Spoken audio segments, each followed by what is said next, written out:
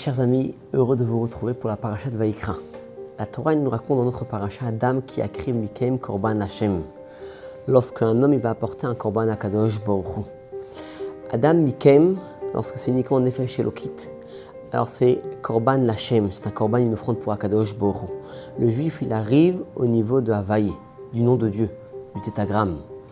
Lorsque c'est l'irtsono lifna Havaïe, mina behema ou mina bakar ou mina tzon, lorsque ça vient, la krava, le Korban d'Akadosh Baruch Hu, il provient de notre propre âme animale, alors à ce moment-là on arrive au niveau de l'ifné Havaïe, d'un niveau encore beaucoup plus élevé, dans le niveau d'Akadosh Baruch Hu, un niveau qui dépasse même le niveau du nom d'Akadosh Baruch Hu.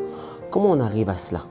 Akadosh Baruch Hu réside dans le juif au moment où un juif il ne va pas uniquement donner son âme divine, mais aussi son âme animale. Comment on arrive à donner son âme animale? Alors il faut revoir le processus du korban qu'on offrait au Beit Hamikdash. Il y avait 3 étapes. Première étape, c'était l'abdika, de vérifier que l'animal soit tamim, soit intègre. La seconde étape, c'était de faire la shrita, d'égorger la bête, de lui enlever, de lui retirer le sang, et la bête est restée intacte. Le corps de la bête est encore présent. Et puis après, de prendre le corps de l'animal et de le mettre sur l'autel et que le feu d'en haut vient consumer la bête. C'est exactement de la même façon de comment on se rapproche Korban Lashem d'Akadosh Baruch Hu.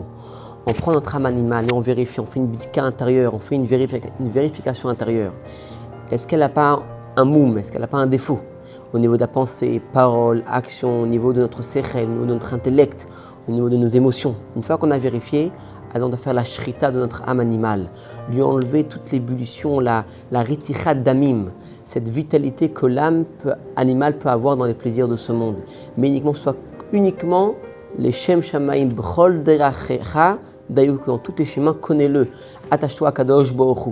Même à travers la matière, à travers le monde matériel, c'est uniquement pour servir à Kadosh Baruch Hu. Et puis à ce moment-là, on prend l'âme animale, on la met sur l'autel, et là, Kerish pe'esh shalevet, l'Hachem, il y a une flamme qui vient consumer le korban, le corps, l'âme animale, ce feu d'amour, pas uniquement de Nefesh Elokit, de l'âme divine, mais de l'âme animale qui vient s'enflammer pour se rapprocher d'Akadosh Baruch Hu.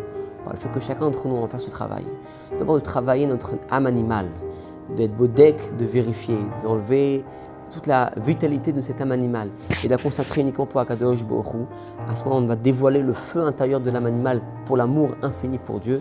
Et ainsi, on aura très prochainement le mérite de pouvoir retrouver le Beit Hamikdash et encore une fois retrouver les korbanot avec le 3e Beit Hamikdash, Geoula, Mitzit Veshlema, Bimhera Veyaminu Bepol Mamash. Shabbat Shalom.